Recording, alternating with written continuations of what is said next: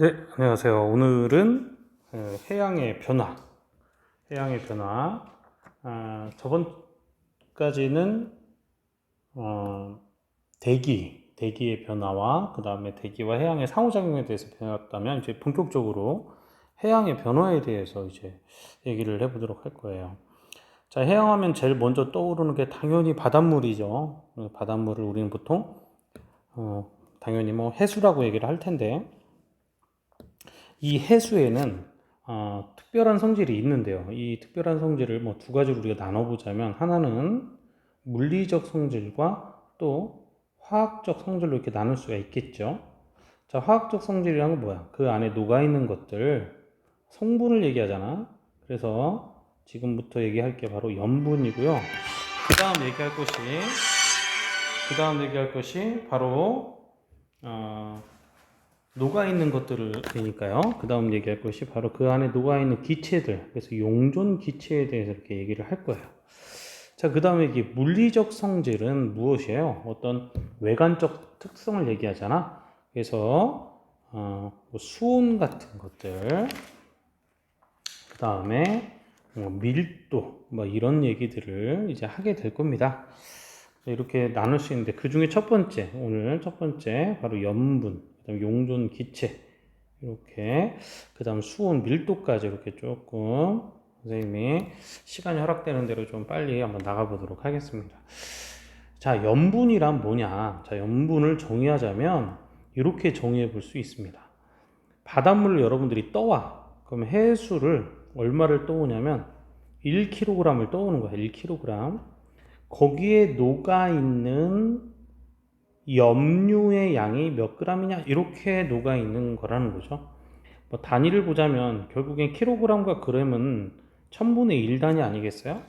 여기서 얘기하는 염류는 여러분들이 얘기하듯이 맨날 우리가 소금 그러잖아. 그럼 소금이 여러분들 화학식으로 염화나트륨이죠. 그 다음 두 번째로 많은 게 염화마그네슘, 막 이렇게 뭐 나트륨이나 염화마그네슘이나 기타 등등의 그런 것들을 다 합친, 그러니까 여러분들 바닷물에 들어갔다가 나오면 어떻게 돼요? 바닷물에 들어갔다 나오면 막 이렇게 소금기 같은 거 남아있잖아. 그런 거 하나하나 알갱이들이 다 뭐야? 염유야. 근데 얘를 이런 바가지, 1kg짜리 바가지라고 얘기를 할게요. 여기에다 이렇게 뜨는 거지. 이게 떴을 때 1kg 물을 떴을 때 얘를 다 날리면 여기 이제 소금기가 남잖아. 이 소금기가 알고 보면 소금만 있는 것이 아니라 이런 다양한 염류들이 있는데 이것들의 무게가 아니라 질량이죠. 질량. 그만큼을 염류의 g이다라고 표현한 거야.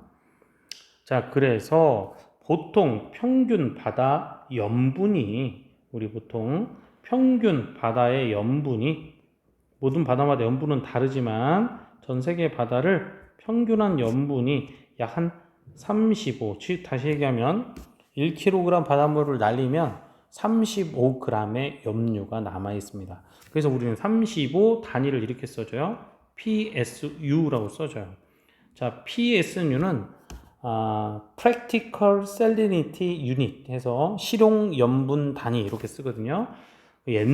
아주 옛날에는 퍼밀, 퍼센트는 공이 두 개인데 1000분의 1이라서 공 3개를 줬던 퍼밀 이렇게 썼는데 요즘은 이거를 이제 안 써 단위를 이렇게 씁니다.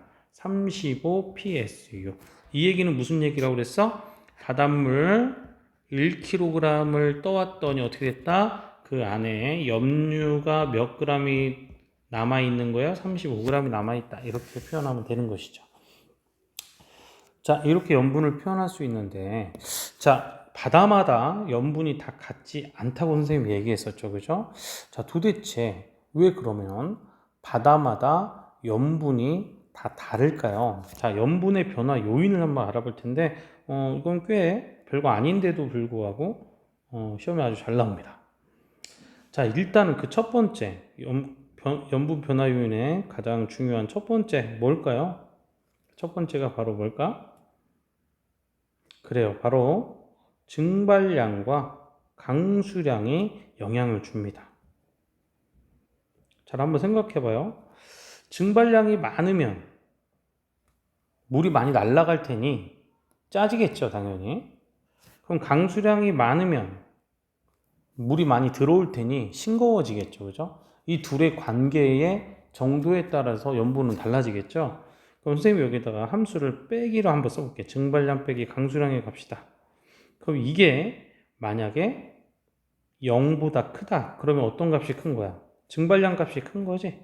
그럼 당연히 물이 많이 날아갈 테니까 염분은 어떻게 될까요? 그렇죠? 염분은 높아지게 되겠죠. 그래서 보통 증발량 빼기 강수량의 값과 염분의 값은 서로 대체로 뭐 하겠어요? 그렇죠. 비례하는 그런 값을 가지겠습니다.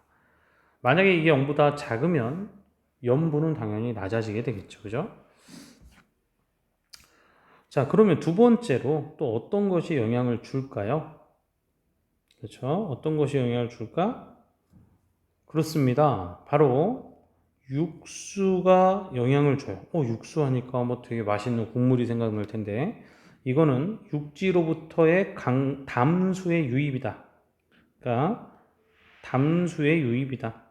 육지에서의 담수의 유입이다. 이렇게 생각하시면 되겠습니다. 자, 육수가 많이 들어온다.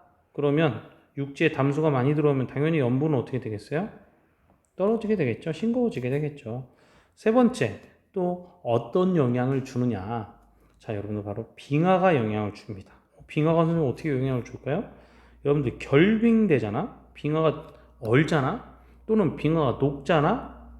여러분 생각해봐요. 여러분들 아메리카노 뭐 커피를 먹어.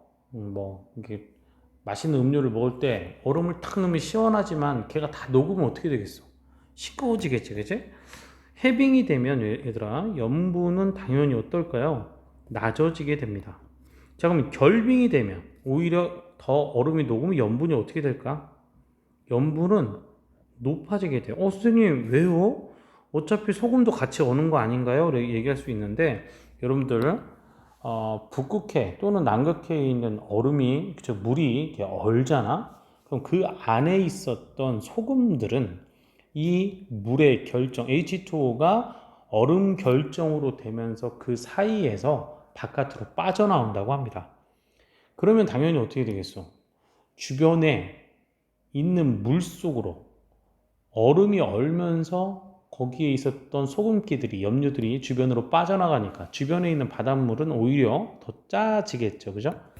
따라서 결빙이 되면 오히려 염분이 높아집니다. 해빙이 되면 염분이 낮아진다. 여러분들 지금 선생님이 세 가지를 썼는데 여기에 네 가지라고 하긴 좀 그렇지만 한 가지를 선생님이 좀 이렇게 살짝 조그맣게 쓸게. 난류라고 하는 녀석을 한번 써볼게. 난류라고. 선생님 난류가 뭐죠?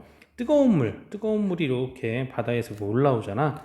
자, 이게 난류야. 저위도에서 고위도로 흐르는 바닷물의 흐름이 난류인데 이 녀석은 보통 수온이 높죠. 자, 수온이 높으면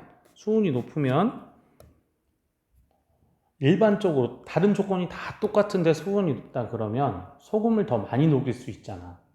이런 부분에서는 약간 염분이 높아요. 그래서 난류가 영향을 주는 곳이 염분이 좀 더 높다. 이렇게 영향을 주면 되겠습니다. 근데 얘들아, 다른 조건은 다 똑같은데 수온만 높을 때야. 알았죠? 왜 선생님이 이렇게 강조를 하냐면, 그럼 선생님 적도 바다가 염분이 제일 높겠네요. 이렇게 얘기할 수 있지만, 적도 바다엔 비가 엄청나게 많이 옵니다. 그러니까 다른 조건이 같을 때 수온이 높을 경우에 염분이 높다. 이렇게 좀 판단을 해주시면 되겠습니다. 자, 실제 자연현상에서는 1, 2, 3, 4번이 다 같이 영향을 주는 거니까. 자, 1번과 2번 중에 2번이 제일 더 중요하다. 이런 얘기를 했고요. 자, 그러면 염분 변화 요인에 대한 그림을 한번 더 보면서 얘기를 해볼게요. 자, 염분의 전 세계적 분포의 그림이에요. 한번 잘 확대를 해볼게. 자, 여러분들 한번 잘 보세요. 너희들이 볼 때 어떻습니까? 여기가 적도죠. 자, 적도니까 상당히 어때요? 뜨거울 것 같잖아. 그지? 쫙 선생님 선을 그어봤어. 그어봤더니 여기가 34%밀도 있죠. 그죠? 35%밀도 있죠. 되게 뜨거워서 굉장히 염분이 높을 것 같았지만 실제로는 그렇지는 않죠. 34%밀도 있고 여기는 왜 그럴까? 그래, 적도인데 왜 뜨거우니까 막 소금이 되게 많이 녹아야 될 것 같지만 여기는 얘들아 비가 많이 와요. 적도에는 비가 많이 와. 그래서 증발량과 강수량 중에 누가 더 커? 강수량이 더 커서 이 값을 빼면 마이너스 값을 갖게 됩니다. 정말 그러는지 이 밑에 한번 같이 볼게요. 이 밑에. 자, 보니까 어때요? 이 밑에 그래프 보니까 적도 보니까 어때요? 적도를 쭉 올라가 볼게요. 올라가 보니까 이게 증발량이야. 지금 선생님 쓴 게 이게 증발량이고 여기가 강수량이죠. 강수량이 더 많죠. 그죠?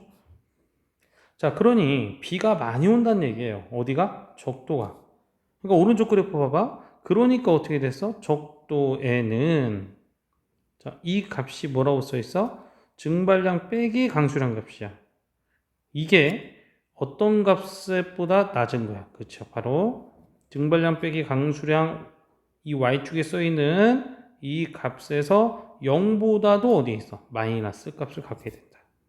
그렇게 되니까 표충연분도 어때요? 지금 표충연분도 딱 지금 이 그래프가 표충연분 그래프죠? 요거 선생님 이렇게 따라 그릴게요. 여러분 다 회색이라 헷갈리니까 이렇게 따라 그려줄게.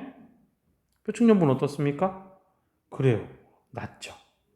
이게 바로 적도라는 거야. 자, 적도는 증발량 빼기 강수량 값이 그렇죠. 0보다 낮다. 자, 그럼 중위도를 한번 볼게요. 여러분들 중위도는 여러분들 알다시피 대기대순환에 우리 배웠죠, 그죠? 대기대순환에서 배웠지만 중위도는 어떻습니까? 그래요. 중위도는 염분이 상당히 높아요, 그죠? 염분이 상당히 높아. 여기도 어때요? 우리가 뭐 염분이 엄청나게 높다고 해서 엄청 큰 차이는 아닙니다만 이 미묘한 차이가 되게 큰 거거든요. 어때요? 여기는 높아. 이유가 뭘까요? 이 중위도는 비가 많이 와요? 안 와요? 안 와. 그래서 증발량이 더 많아. 그래서 증발량 빼기 강수량 값이 이렇게 어때요? 양수. 다시 얘기하면 증발량이 더 많다 그런 얘기죠. 정말 그런가 볼까? 위도 2, 30도 여기 보세요. 증발량이 더 많죠. 여기 보세요. 증발량이 더 많죠. 그죠? 그러니 당연히 2, 30도에서의 뭐도 높아지게 되는 거야. 증발량 빼기 강수량 값이 높아지니까 그만큼 짜져. 그러니까 표충연분도 같이 높아지는 거예요. 여러분들이 볼 때 어떻습니까? 아하, 증발량 빼기 강수량 값하고 이 우리 아까 얘기한 대로 염분 값하고는 대체로 어때요? 비례하는 그런 모습을 나타낸다. 그런 얘기를 했었잖아요. 그죠? 자, 그런데 이상한 녀석이 나타납니다. 뭐야? 여기가 좀 이상하지 않습니까? 분명히 여기는 그래프가 같이 잘 이렇게 증발량 빼기 강수량 값하고 염분하고 같이 가야 되는데 어떻게 되고 있어? 서로 지금 똑같지 않잖아요. 자, 이건 왜 그럴까? 이 그림에서 다시 확인을 해볼게요. 자, 키워볼게. 오, 야, 이상하다는 거야. 염분이 너무 낮죠, 여기? 여기가 바로 북극, 남극 여기인데 여기는 표시가 안 돼 있지만 거의 하얗죠, 그죠? 근데 여기는 그렇지만은 않습니다만 어쨌든 여기 왜 그럴까요? 여기는 바로 빙하의 영향 때문인데 요즘 빙하가 뭐 하고 있죠? 녹고 있습니다. 그쵸? 그래서 염분이 여기는 낮아요. 자, 이 그림을 한번 볼게. 선생님 그래프 한번 봐봐. 다시 이거 확대 한번 보자. 자, 여기가 어디야? 고위도죠? 고위도죠? 선생님이 아까 빨갛게 칠한 게 뭐라고 그랬어? 증발량 빼기 강수량 값이라고 그랬지, 그지? 분명히 증발량 빼기 강수량 값이 낮아집니다. 녹고 있어. 증발량 빼기 강수량 값이 선생님 말을 잘못했습니다. 죄송합니다. 증발량 빼기 강수량 값이 요거였죠. 요거. 이게 증발량 빼기 강수량 값입니다. 그런데 염분은 뭐 하고 있어? 낮아지고 있어. 그죠? 왜 그럴까요? 증발량 빼기 강수량 값이 올라가면 염분도 같이 올라가야 되는데 그렇지 않죠. 이유가 뭘까요? 여기는 바로 바닷물이 녹고 있기 때문입니다. 그래서 증발량 빼기 강수량의 값과 표충 염분의 값이 똑같이 가지 않는 거예요. 자, 이렇게 어때요? 아하, 염분의 변화 요인이 그래프로 확인이 되죠. 그죠? 자, 캡처를 하든지 여러분들 다시 한번 이 그래프를 잘 확인해 보시기 바랍니다. 자, 그럼 우리나라는 어떨까요? 자, 일단 우리나라 주변에 염분의 분포예요. 자, 우리나라 주변에 연분 분포를 보니까 이거 딱 보니까 이거는 2월 달이니까 언제야? 겨울철이고 이때는 여름철이다 보면 되겠다. 자, 전반적으로 수치가 어디가 좀 더 높죠? 전반적으로 보니까 연분은 겨울철이 좀 더 높은 것 같죠? 자, 왜 그럴까요? 우리나라 겨울철이 연분이 더 높은 이유는 그 첫 번째가 뭘까요? 연분이 겨울철이 여름철보다 높죠, 지금. 겨울철이 여름철보다 높지? 왜 그럴까?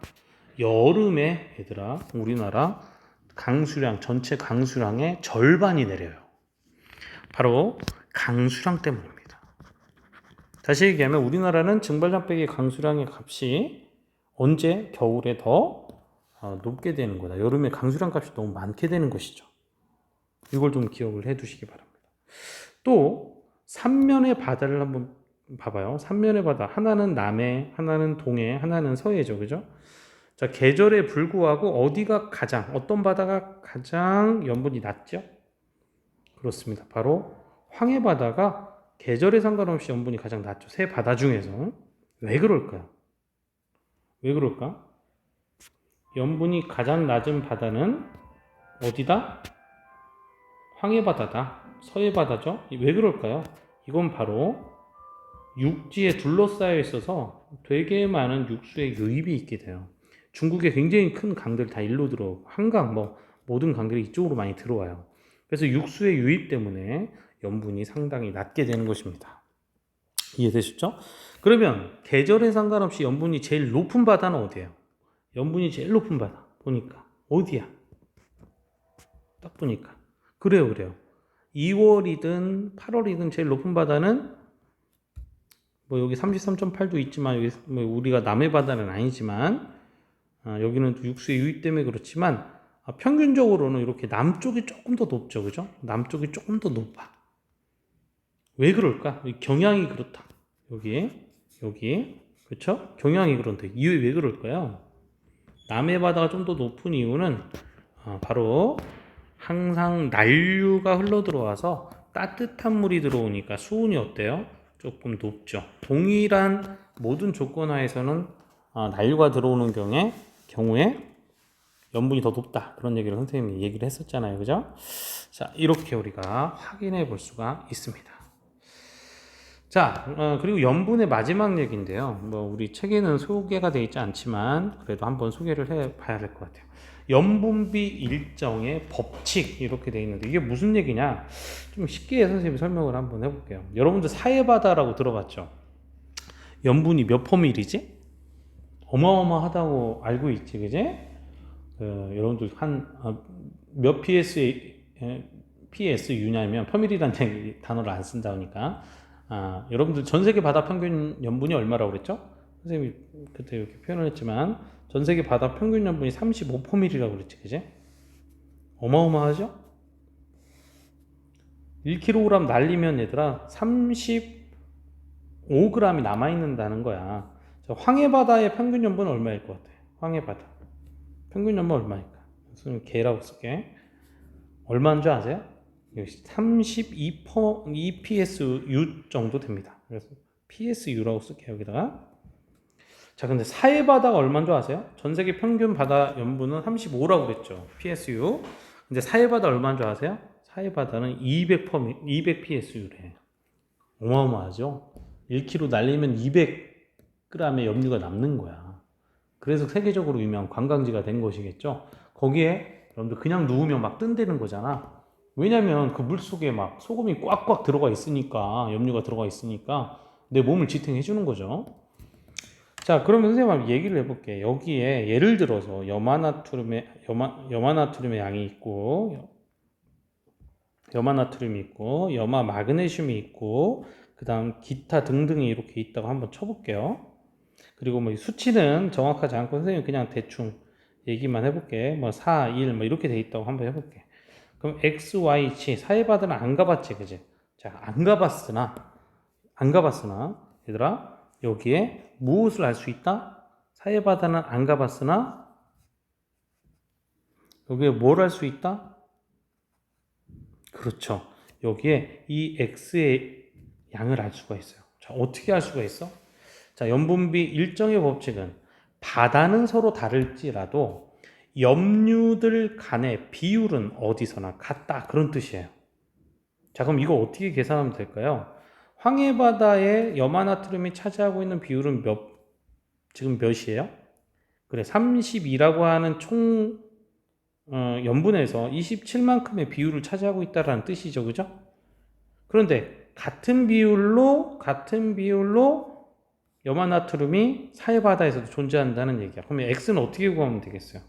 황해바다 32 PSU에서 27만큼 염화나트륨이 차지하고 있는데, 그렇다면 사해바다도 같은 비율로 차지하고 있겠지. 이렇게 해서 X 구하면 되겠어요. 그럼 Y는 어떻게 구하면 되겠어? 마찬가지로 32 PSE에서 U에서 4만큼 차지하고 있는데, 그럼 사해바다에선 이렇게 차지하고 있겠다. 마찬가지로 얘도 이렇게 구하면 되겠죠. 그래서 얘들아, 전 세계 바다의 염분의 비율은 이미 다 알고 있습니다.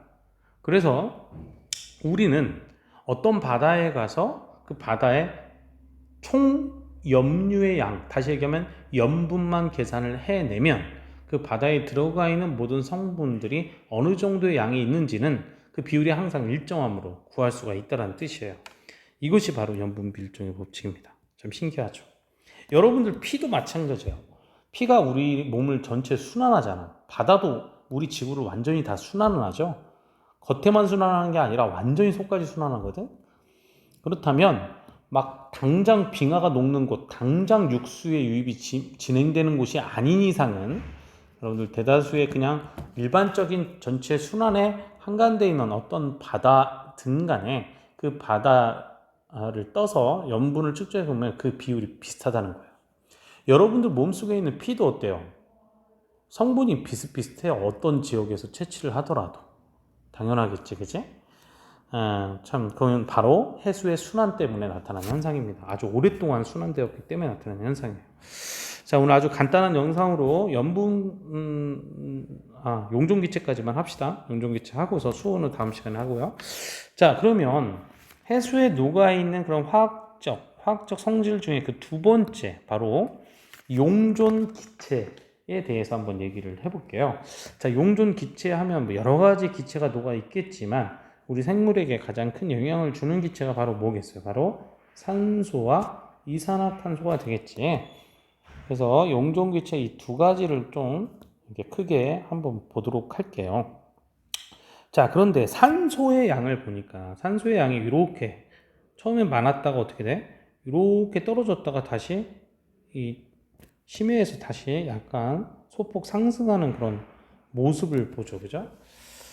자, 그러면 이거 왜 이럴까요? 용존 산소량이 이 표면에 되게 많은 이유는 뭘까요? 이 표면에 되게 많은 이유는 그래요. 바로 여기서 플랑크톤, 식물성 플랑크톤에 의해서 무엇이 일어납니까? 바로 광합성이 일어나죠.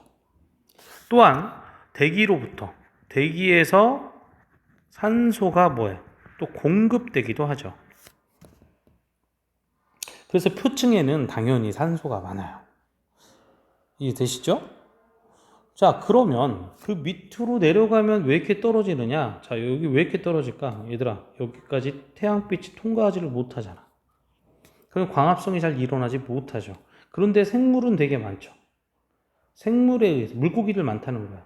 생물에 의한 무엇에 의해서 산소가 다 쓰여요?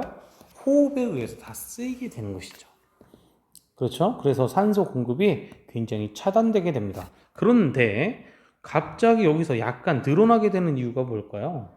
심해에는 광합성도 안 일어나는데 어떻게 해서 이게 늘어날까? 오늘 나중에 배우겠지만 여기가 굉장히 추운 곳이야.